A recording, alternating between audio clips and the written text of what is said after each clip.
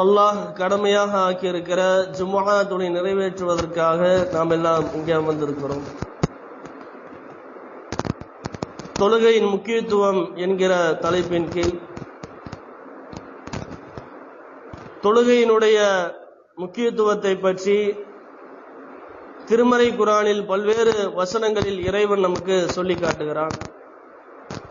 எம்பெருமானார் நபிகள் நாயகம் ஸல்லல்லாஹு அலைஹி வஸல்லம் அவர்கள் தான் வாழுகிற அந்த காலத்திலே தொழுகையிலே அந்த அளவிற்கு பேணுதலாக இருந்திருக்கிறார்கள் என்பதை பற்றியும் இன்றைய தினம் நாம ஒரு சில அம்சங்களை அறிய இருக்கிறோம்.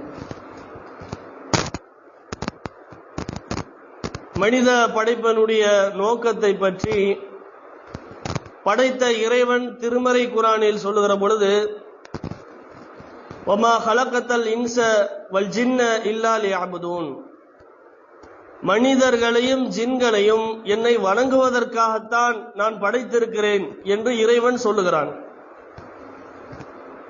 இறைவனை வணங்குவதற்காக படைக்கப்பட்டிருக்கிற நாம் அப்படிப்பட்ட வணக்க வழிபாடுகளில் இந்த உலக வாழ்க்கையில ஈடுபடுகிறோமா என்று ஒவ்வொருவரும் சிந்தித்து பார்க்க வேண்டும். வணங்க வேண்டும், இறைவனை துதிக்க வேண்டும், அவனை புகழ வேண்டும், அவனுக்கு வணக்கம் செலுத்த வேண்டும் என்கிற நோக்கத்திற்காக படைக்கப்பட்டிருக்கிற இந்த மனிதன் இந்த உலகத்திலே அவன் விரும்புகிற ஆசைகளை நிறைவேற்றுவதற்காக, அவன் எதை நினைக்கிறானோ அது போன்ற காரியங்களை சாதித்துக் கொள்வதற்காக, உலகத்தினுடைய இன்பங்களை அதிகமாக சுவைக்க வேண்டும் என்று தீமையின் பக்கம் செல்லக்கூடிய மனிதர்களாக பெரும்பாலான மனிதர்கள் இருக்கிறார்கள். எனவே மனிதனுக்கு இது பற்றி உண்டான சிந்தனையை ஊட்ட வேண்டும். எதற்காக இந்த உலகத்திலே நீ வந்திருக்கிறாய் என்பதை பற்றி அவனுக்கு அறிவுரை சொல்ல வேண்டும் என்பதற்காக ஒவ்வொரு காலகட்டத்திலும் பல இறை தூதர்களை இறைவன் அனுப்பியிருக்கிறான். அப்படி வந்த இறை தூதர்கள் அனைவரும் இறைவனுக்கு இணை கற்பிக்க கூடாது என்று எந்த அளவிற்கு முக்கியத்துவப்படுத்தி மக்களுக்கு அறிவுரை சொன்னார்களோ அதுபோன்று இந்த உலகத்திலே வாழுகிற காலத்திலே இறைவனை நினைக்க வேண்டும், இறைவனுக்கு வணக்கம் செலுத்த வேண்டும், அதிலே குறைவு வைத்துவிடக் கூடாது என்று அதிகமாக பல்வேறு இறை தூதர்கள் போதனை செய்திருக்கிறார்கள். அப்படி நமக்கு இறை தூதராக அனுப்பப்பட்ட எம்பெருமானார் நபிகள் நாயகம் ஸல்லல்லாஹு அலைஹி வஸல்லம் அவங்க இறைவனுக்கு வணக்கம் செலுத்த வேண்டும் என்பதை பற்றி அதிகப்படியாக நமக்கு அறிவுரை சொல்றாங்க. அல்லாஹ்வை புகழ வேண்டும், அவனுக்கு வணக்கம் செலுத்த வேண்டும், அப்படிப்பட்ட வணக்கத்திலே பொடுபோக்காக இருந்துவிடக் கூடாது என்று தன்னுடைய வாழ்க்கையில பல்வேறு சந்தர்ப்பங்கள்ல சஹாபாக்களுக்கு அறிவுரை சொல்றாங்க, எச்சரிக்கை செய்றாங்க. யாருமே தொழுகையை விட்டு பொடுபோக்காக இருந்துவிடக் கூடாது. திருமறை குர்ஆனுடைய பல்வேறு வசனங்களில் இறைவன் தொழுகையை பற்றி நமக்கு அறிவுரை சொல்லுகிறான். இன்ன ஸலாத்த கானத் அலல் முக்மினீன கிதாபம் மௌகூதா, தொழுகை என்பது முஸ்லிம்கள் மீது நேரம் குறிக்கப்பட்ட கடமையாக இருக்கிறது. 5 நேரம் நமக்கு தொழுகை கடமையாக்கப்பட்டிருக்கிறது. அந்த 5 நேரங்களிலும் தவறாமல் அந்த தொழுகையை நிறைவேற்ற வேண்டும் என்று குர்ஆனில் இறைவன் நமக்கு சொல்லி காட்டுகிறான். ஃபஜ்ர் தொழுகைக்கு என்று ஒரு நேரத்தை நம்முடைய இறை தூதர் நமக்கு சொல்லி காட்டுறாங்க. அப்ப அதற்கு இடைப்பட்ட நேரத்தில் தான் அந்த தொழுகையை நாம் நிறைவேற்ற வேண்டும். சூரியன் உதித்த பிறகு அதை தொழ முடியாது. சூரியன் நடு உச்சிக்கு வந்த பிறகு ஃபஜ்ர் தொழுகை நிறைவேற்ற முடியாது. அப்ப அந்தந்த நேரத்திலே தொழுகை நிறைவேற்ற வேண்டும் என்று நேரத்தை அடிப்படையாக வைத்து கடமையாக்கப்பட்டதாக இந்த வணக்கம் என்று சொல்லக்கூடிய தொழுகை அமைந்திருக்கிறது. ஆனால் பெரும்பாலான முஸ்லிம்கள் தொழுகை தொழாமல் இருக்கக்கூடிய முஸ்லிம்களை பார்க்கிறோம். வாரத்துல ஒரு நாள் ஜும்மாவுடைய தொழுகையை மட்டும் நிறைவேற்றக்கூடிய முஸ்லிம்கள். அப்ப 5 நேரம் தொழுகை கடமையாக்கப்பட்டிருக்கிறது. அதை பற்றி மறுமையிலே அல்லாஹ் கேள்வி எழுப்புவானே, அதற்கு நம்மால் பதில் சொல்ல முடியுமா என்று யோசித்து பார்த்தால் நோன்பு, ஜக்காத்து, ஹஜ் போன்ற எல்லா அமல்களை காட்டிலும் முதலாவதாக நீ தொழுதாயா என்று இறைவன் கேட்பான். நபிகள் நாயகம் ஸல்லல்லாஹு அலைஹி வஸல்லம் அவங்க சொல்றாங்க, அந்த கேள்வியை எதிர்கொள்ளக்கூடிய ஒரு மனிதர் அந்த கேள்விக்கு சரியான பதிலை சொல்லிவிட்டால் அதற்கு பிறகு கேட்கக்கூடிய அனைத்து கேள்விகளுக்கும் சரியாக பதிலளித்து விடுவார். அந்த கேள்விக்கு பதில் சொல்ல முடியவில்லை என்றால் பிறகு கேட்கப்படக்கூடிய அனைத்து கேள்விகளும் அவருக்கு கடினமாக அமைந்துவிடும். ரசூலுல்லாஹ் சொல்றாங்க. யார் சரியாக சொல்லுவார்? யார் தொழுகை இந்த உலகத்திலே நிறைவேற்றுகிறாரோ அவர் சரியாக சொல்லுவார். யார் சரியாக சொல்ல மாட்டார், யார் தொழவில்லையோ அவர் அதற்கு பதில் சொல்ல முடியாது. அப்ப இந்த உலகத்திலே வாழுகிற காலத்திலே தொழுகையை கடைபிடிக்கக்கூடிய மக்களாக இருக்க வேண்டும். தொழுகை விட்டு திசை திருப்பக்கூடிய எந்தெந்த காரியங்கள் நமக்கு இருக்கிறதோ அதையெல்லாம் முக்கியத்துவப்படுத்தி அது போன்ற காரியத்தை இந்த உலகத்திலே அதிலே மூழ்கிவிடக் கூடாது என்கிற சிந்தனை நமக்கு வர வேண்டும். தொழாமல் இந்த உலகத்திலே ஒரு முஸ்லிம் பயணித்தால் அவனுக்கு மறுமையிலே நரகம் கிடைக்கும் என்றும் சில இடங்கள்ல அல்லாஹ் சொல்லி காட்டுகிறான். மறுமையிலே நடக்கக்கூடிய ஒரு நிகழ்வை அல்லாஹ் எடுத்து காட்டுகிறான் திருமறை குர்ஆன் வசனத்தின் மூலமாக. சொர்க்கவாசிகள் நரகவாசிகளை பார்த்து பேசக்கூடிய அந்த பேச்சு, அதை அல்லாஹ் அப்படியே அந்த உரையாடலை குர்ஆனில் சொல்லி காட்டுகிறான். மா சலகக்கும் ஃபீ ஸகர். சொர்க்கவாசிகள் நரகவாசிகளை பார்த்து கேட்கிறார்கள், உங்களை நரகத்திலே சேர்த்தது எது அப்படின்னு கேட்கிறாங்க. ஏன்னா இந்த உலகத்தில் வாழுகிற பொழுது முஸ்லீமா இருந்தாங்க, முஸ்லீமாகத்தான் மரணித்தார்கள். அப்படிப்பட்ட அந்த முஸ்லிம்கள் நம்மோடு இந்த உலகத்திலே பயணித்தவர்கள், நாம் சொர்க்கத்திலே இருக்கிறோம், அவர்கள் ஏன் நரகத்தை அடைந்தார்கள் என்று கேட்பதற்காக அந்த கேள்வியை முன்வைக்கிறாங்க.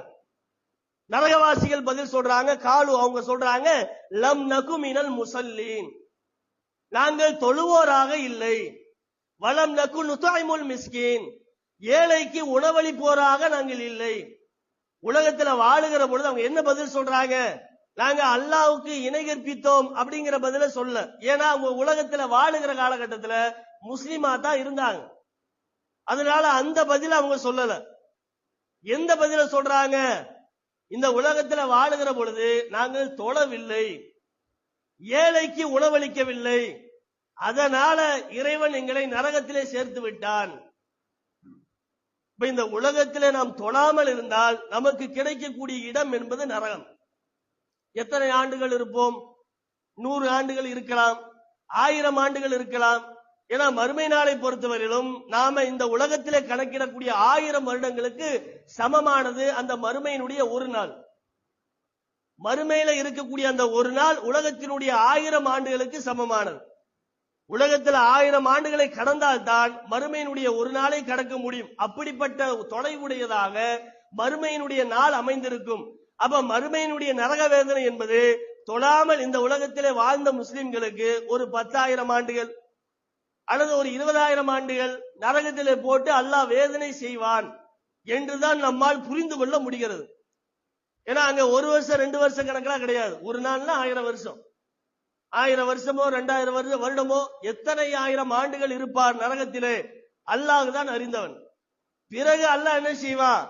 உள்ளத்திலே இறையச்சம் இருந்தால், உள்ளத்திலே ஈமான் இருந்தால் அவர்களை நரகத்திலிருந்து தூக்கி சொர்க்கத்திலே அனுப்புவான். அது கடைசி காலகட்டத்தில் நடக்கக்கூடிய ஒரு நிகழ்வு. தீர்ப்பு விசாரணை முடிந்த பிறகு சில ஆண்டுகள், சில 1000 ஆண்டுகள் கழிந்த பிறகு அல்லாஹ் என்ன செய்வான்? ஈமானை பார்த்து எடுத்து சொர்க்கத்துக்கு போடுவான். அது வரைக்கும் அவர் என்ன செய்வார்? இந்த உலகத்திலே தொழாமல் இருந்த காரணத்தினால் நரகத்திலே வேதனையை அடைவார். நரக வேதனை என்பது சாதாரண வேதனை கிடையாது. நாம இந்த உலகத்திலே அனுபவிக்கிற வேதனை போன்று நரக வேதனை கிடையாது. இந்த உலகத்தினுடைய நெருப்பை காட்டிலும் 70 மடங்கு அதிகமான நெருப்பு கொண்டதாக நரக நெருப்பு அமைந்திருக்கிறது. சூரியனுடைய வெப்பம் நம்மால் தாங்க முடியவில்லை. கோடை காலத்தில் வெளியே வர முடியாது வீட்டை விட்டு. அப்படிப்பட்ட கடுமையான வெப்பம் நிறைந்த காலகட்டத்தில் கடுமையான வெப்பத்தை அனுபவிக்கிற நாம சொல்லக்கூடிய வார்த்தை என்ன? முடியல, இந்த வெப்பத்தை தாங்க முடியல. அப்ப சூரியன் எரிந்து கொண்டிருக்கிற அந்த சூரியனிடமிருந்து வரக்கூடிய அந்த வெப்ப காற்று, வெப்ப ஒளியை நம்மால் தாங்க முடியவில்லை என்றால் தலைக்கு அருகாமையிலே மஹ்ஷர் மைதானத்தில் சூரியன் நிறுத்தப்படும். நரகத்தினுடைய நெருப்பு என்பது சூரியனுடைய நெருப்பை விட 70 மடங்கு அதிக வெப்பமானது. அப்ப அதையெல்லாம் அனுபவிக்கிற ஒரு மனிதன் சாதாரண வேதனை என்ன வேதனைங்க? நெருப்பாலான காலணிகளை அணிவதுதான் சாதாரண வேதனை நரகத்தில். இந்த உலகத்துல லேசா ஒரு தீக்குச்சி பத்த வைக்கிற பொழுது நமக்கு ஏற்படக்கூடிய தீக்காயம் அது சின்ன காயம் என்று நம்ம சொல்லுவோம். அல்லது நடந்து கொண்டிருக்கிற பொழுது குத்தக்கூடிய ஒரு சிறிய முள், அதை நம்ம என்ன செய்வோம்? சிறிய வேதனை அப்படின்னு நம்ம சொல்லுவோம். அதை விட கீழாக ஒரு கொசு கடித்தால் நமக்கு ஏற்படக்கூடிய வேதனை, கண்களில் தூசி பட்டால் நமக்கு ஏற்படக்கூடிய வலி, இந்த எல்லா வலியை காட்டிலும் மிக சின்ன வழியாக மறுமை நாளிலே நரகத்திலே செய்யக்கூடிய வேதனையை பற்றி ரசூலுல்லாஹ் சொல்றாங்க. அங்கே கிடைக்கக்கூடிய சிறிய வேதனை என்பது நெருப்பாலான செருப்பு அணிவிக்கப்படும். அது அணிந்தா என்னவாகும்? அவனுடைய மூளை கொதிக்கும். தலையில் இருக்கக்கூடிய மூளை காலில் அணிந்த அந்த வெப்பத்தின் மூலமாக தலையில் உள்ள மூளை கொதிக்கும் என்றால் எவ்வளவு வேதனை அந்த நரகவாசி அனுபவிப்பார். அப்படி சின்ன வேதனையை அனுபவிக்கக்கூடிய ஒரு மனிதர் அதற்கு அடுத்தபடியாக அதைவிட பெரிய வேதனை, அதைவிட பெரிய வேதனை, அதைவிட பெரிய வேதனை என்று கடுமையான வேதனைகளை நரகத்திலே அனுபவிப்பார். இப்படிப்பட்ட நரக வேதனையை உலகத்தில் முஸ்லீமாக வாழ்ந்தாலும் கூட தொழாமல் யாரெல்லாம் இருக்கிறார்களோ அவர்களுக்கு மறுமையில் கிடைக்கக்கூடிய தண்டனை என்று இந்த வசனத்திலே அல்லாஹ் சொல்லி காட்டுகிறான்.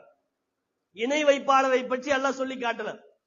இறைவனை நிராகரிக்கக்கூடிய காபிர்களை பற்றி அல்லாஹ் சொல்லி காட்டல. யாரை சொல்லி காட்டுறான்? முஸ்லீமாக இருந்து கொண்டு யார் தொழாம இருந்தாங்களோ அவங்களுக்கு கிடைக்கக்கூடிய இடம் நரகம். திருமறை குர்ஆன்ல பல்வேறு இடங்கள்ல நன்றி கெட்டவர்களுக்கு தான் நரகம் இருக்கிறது என்று அல்லாஹ் சொல்லி காட்டுகிறான். நன்றி மறந்தவர்கள், அந்த நன்றி மறந்தவர்களுக்கு 100% எடுத்துக்காட்டாக யாரை சொல்லலாம் என்றால் இந்த உலகத்திலே வாழக்கூடிய தொழாத முஸ்லிம்களை நம்ம எடுத்துக்காட்டாக சொல்ல முடியும். எல்லா விதமான அருக்கொடைகளையும் அல்லாஹ் தந்திருக்கிறான். உண்ண உணவை தந்திருக்கிறான், அணிகிற ஆடைகளை தந்திருக்கிறான், இருக்கிற இருப்பிடத்தை தந்திருக்கிறான். அவ்வளவு வசதிகளை அனுபவித்த பிறகும் கூட இறைவனுக்கு நன்றி செலுத்தாமல் ஒரு ஜீவராசி இந்த உலகத்திலே வாழ்கிறார்கள் என்றால் அவர்கள் முஸ்லிம்கள் என்றுதான் நம்மால் சொல்ல முடியும். காபிர்களை எடுத்து கணக்கில் எடுத்துக்கூடாது, அவன் நேரடியா நரகம்தான். முஸ்லிமாக இருந்து கொண்டு இறைவனுக்கு நன்றி செலுத்த தகுதியுடையவர்கள் இறைவனுக்கு நன்றி செலுத்தாம இருக்கிறாங்களா இல்லையா? அது எவ்வளவு பெரிய கேடு. அப்படிப்பட்ட நன்றி மறந்தவர்களுக்கு தான் மறுமையிலே நரகம் இருக்கிறது என்று பல்வேறு இடங்கள் எல்லாம் சொல்லி காட்டுறான். இன்னல் இன்சான லதலூமுன் கஃபாருன், மனிதன் என்பவன் அநீதி இழைப்பவன், அதே போன்று நன்றி கெட்டவன் என்று அல்லாஹ் சொல்றான். மனுஷன் அநீதி இழைப்பவன், அதே போன்று அவன் எப்படிப்பட்டவன் என்றால் இறைவனுக்கு நன்றி கெட்டவன். மனுஷனுக்கு நன்றி பாராட்டுவான்.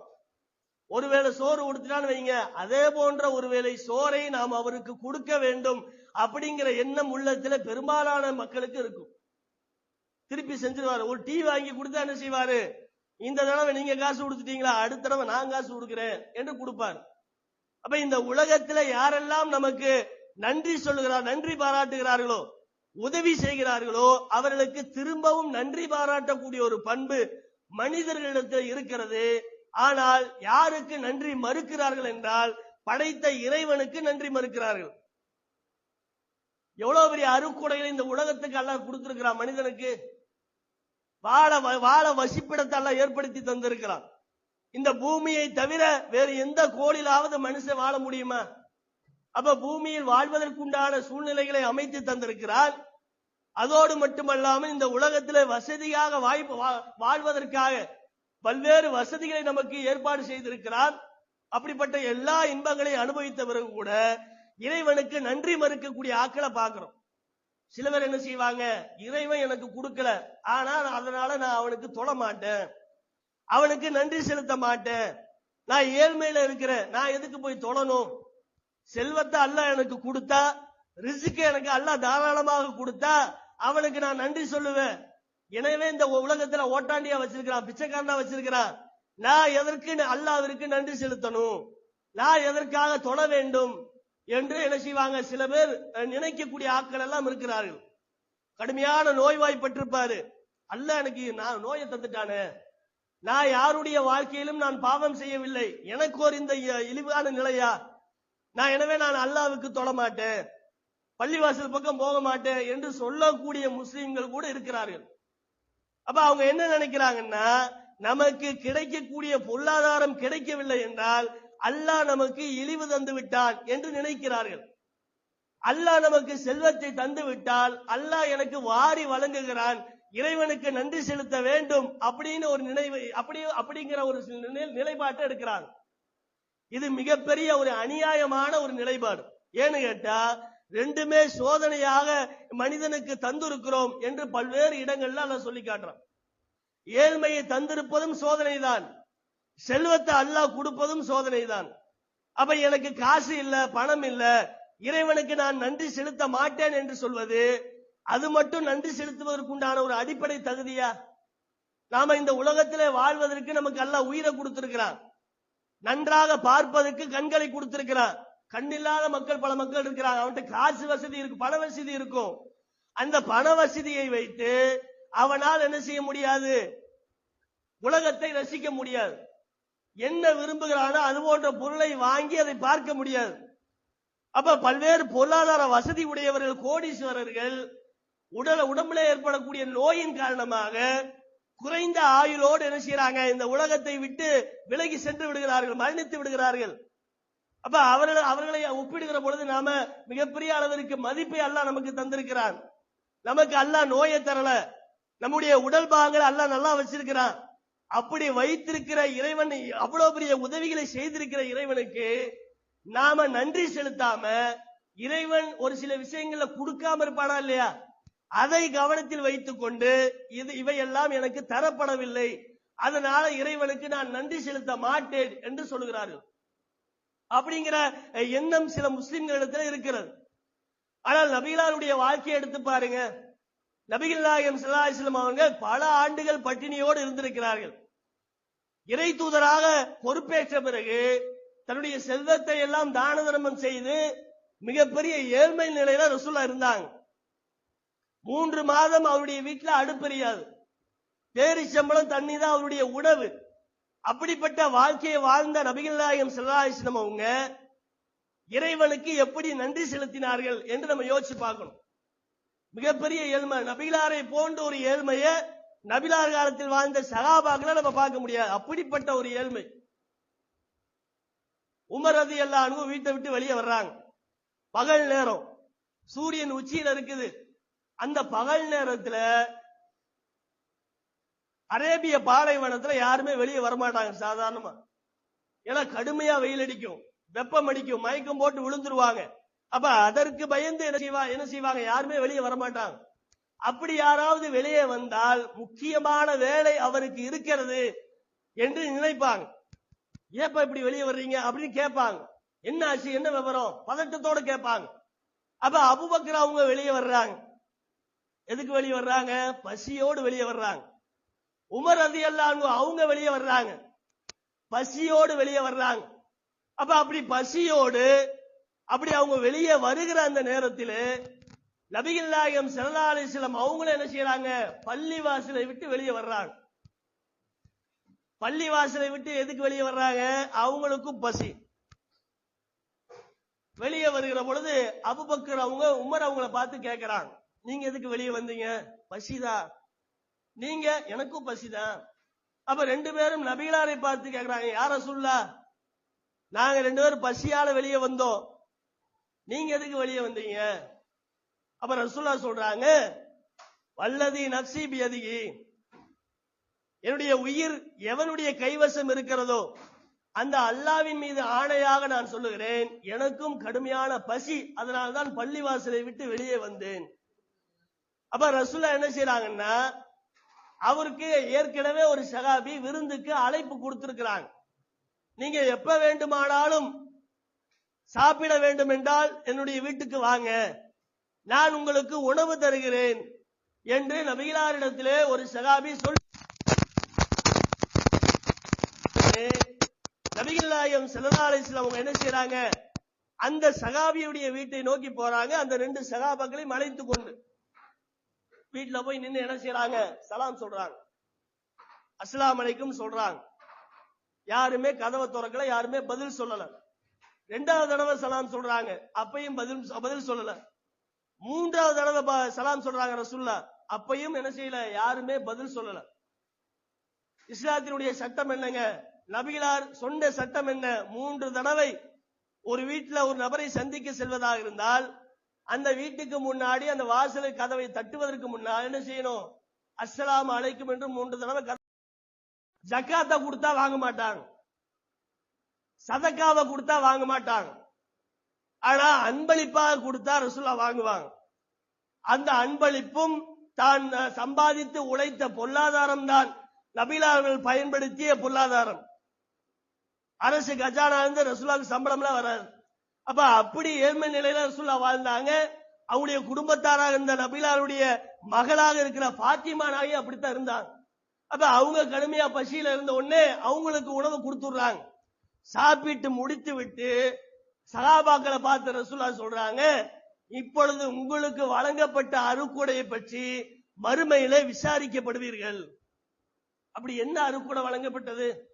ஒரு நேர பசிக்குண்டான உணவு அவளுக்கு கிடைத்தது. அத மிகப்பெரிய அருக்குடையாக ரசூலுல்லாஹ் சொல்லி காட்டுறாங்க. அது மிகப்பெரிய அருக்குடை தான். ஏன்னா உணவே இல்லாமல் சாக கிடக்கிற கடுமையான பசியில உலர்ந்து கொண்டிருக்கிற ஒரு மனிதருக்கு பசியை ஆற்றுவதற்குண்டான உயிரை திரும்ப வர செய்வதற்குண்டான உணவுகளை கொடுக்கிற பொழுது அது மிகப்பெரிய அருக்குடையா இல்லையா? இந்த அருக்குடையை பற்றி மறுமை நாளிலே விசாரிக்கப்படுவீர்கள் என்று ரசூலுல்லாஹ் என்ன செய்றாங்க? சகாபாக்கிட்ட சொல்றாங்க. இப்படி ரசூலுல்லாஹ் என்ன செய்றாங்க? நன்றியோடு பல்வேறு விஷயங்கள்ல நன்றி அல்லாஹ்வுக்கு நன்றி செலுத்தக்கூடியவங்களா ரசூலுல்லாஹ் இருந்தாங்க. அவ்வளவு ஏழ்மையிலும் என்ன செய்றாங்க? அல்லாஹ்வுக்கு நன்றி செலுத்தினாங்க. இரவு நேரத்தில் நின்று ரசூலுல்லாஹ் தொழுவாங்க. தொழுதா கால் பாதம் எல்லாம் நீங்கி விடும். அப்ப ஆயிஷா நாயகி கேட்கிறாங்க, யார் ரசூலுல்லாஹ் இப்படி நின்று தொழ வேண்டுமா அப்படின்னு கேட்கிறாங்க. அப்ப ரசூலுல்லாஹ் சொல்றாங்க, அஃபலா உஹிப்ப அன் அகூன அபதன் ஷகூரா, நான் நன்றியுள்ள அடியானாக இருக்க வேண்டும் என்று ஆசைப்படுகிறேன். நான் நன்றியுள்ள அடியானாக இருக்க வேண்டும் என்று அவ்வளவு சிரமப்பட்டு என்ன செய்யறாங்க? இறைவனுக்கு செய்யக்கூடிய வணக்கத்தை செலுத்துறாங்க. ஆனா நமக்கு என்ன, 5 நேர தொழுகை என்பது ரொம்ப இலகுவான தொழுகை. நபிகளாருக்கு இரவு தொழுகையே கடமையான தொழுகை தான். நமக்கு இரவு தொழுகை கடமை கிடையாது, சுன்னத்தான தொழுகை. அப்ப நமக்கு கடமையாக்கப்பட்ட 5 நேர தொழுகை கூட தொழாம நம்ம என்ன செய்யறோம்? நமக்கு காசு தான் முக்கியம், பொருளாதாரம் தான் முக்கியம். அது கிடைக்கும் என்றால் லுகர் தொழுகை தொழாமல் இருந்தாலும் பரவாயில்லை, அசர் தொழுகை தொழாமல் இருந்தாலும் பரவாயில்லை, 5 நேரம் தொழாமல் இருந்தாலும் பரவாயில்லை. எனக்கு கிடைக்க வேண்டியது இந்த உலகத்திலே காசு, உலகத்திலே பொருளாதாரம், அது இருந்தால் போதும், எனக்கு எந்த விதமான தொழுகையும் தேவையில்லை என்று வாழக்கூடிய முஸ்லிம்களை பார்க்கிறோம். இது எதுவரையும்? காசினுடைய ஆசை இருக்கிற வரை, உடம்பில அந்த ரத்தத்தினுடைய ஓட்டம் சூடாக இருக்கிற வரை, நரம்பினுடைய முறுக்கு இருக்கிற வரை, அவ்வளவுதான். வயதான நிலையில தட்டி தடுமாறி நடை போடுகிற படுத்த படுக்கையில கிடக்கிற பொழுது நமக்கு அந்த காசு பணத்தின் மீது உள்ள மோகம் என்பது எப்படி இருக்கும்? சம்பாதிக்க வேண்டும் சம்பாதிக்க வேண்டும் அப்படிங்கிற ஆசை உள்ளத்துல இருந்தாலும் கூட இளமை பருவத்துல எப்படி என்ன செய்யறான்? தன்னுடைய உடல் உழைப்பை செலுத்தி தன்னுடைய நேரத்தை ஒதுக்கி தொழாமல் இருந்தாலும் பரவாயில்லை என்று சம்பாதிக்கிறானோ அது போன்ற சம்பாத்தியத்தை வயதான நிலையில செய்ய முடியாது. அதனாலதான் வயதான நிலையில என்ன செய்யறாங்க? பெரும்பாலும் பள்ளிவாசலின் பக்கம் ஒதுங்குறாங்க. ஏன் ஒதுங்குறாங்க? செய்ய வேண்டிய இன்பங்கள் உள்ளத்துல இருக்கக்கூடிய அந்த ஆசைகள் என்பது ரொம்ப குறைவா போயிடும். இளமை பருவத்தில் இருக்கிற ஆசை முதுமை பருவத்தில் இருக்காது. இளமை பருவத்தில் எல்லாத்துக்கும் ஆசைப்படுவான், அதை செய்வதற்கு உண்டான உடல் தகுதி இருக்கும். ஆனா முதுமை பருவத்தில் முடியாது. அப்படிப்பட்ட நேரத்தில் என்ன செய்வாங்க? பள்ளிவாசல் பக்கம் ஒதுங்குவாங்க.